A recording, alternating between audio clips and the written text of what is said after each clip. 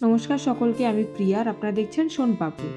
চলে এলাম একটা নতুন ভিডিও নিয়ে। আজকে এটা হচ্ছে ভাইফোঁটার দিনের ভিডিও। তো সকাল সকাল রেডি হয়ে আমি আর সায়ক চলে এলাম আমার বাড়িতে।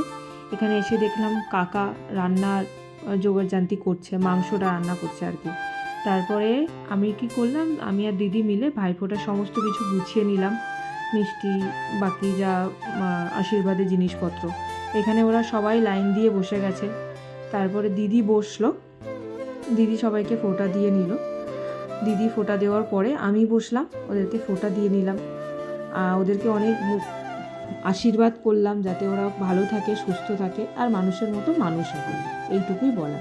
তার সাথে সাথে কিছু গিফটও পেলাম আর গিফট নিলাম ওদের থেকে। এরপরে শান্তাদি এলো, শান্তাদিও ভাইদেরকে ফোঁটা দিয়ে নিল।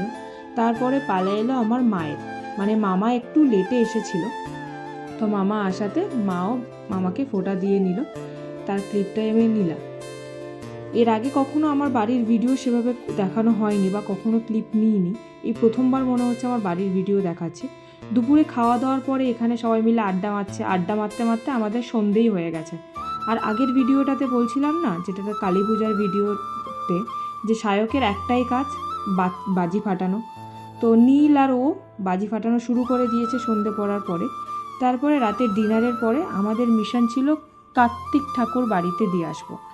আমার দাদার বিয়ে হয়েছে রিসেন্টলি, তো আমাদের এখানে বা অনেকেরই জায়গায় হয় যে নতুন বিয়ে হলে তাদের বাড়িতে কার্তিক দিয়ে আসে। তো আমরা সবাই দল বেঁধে গেলাম ওখানে কার্তিক দিয়ে আসতে।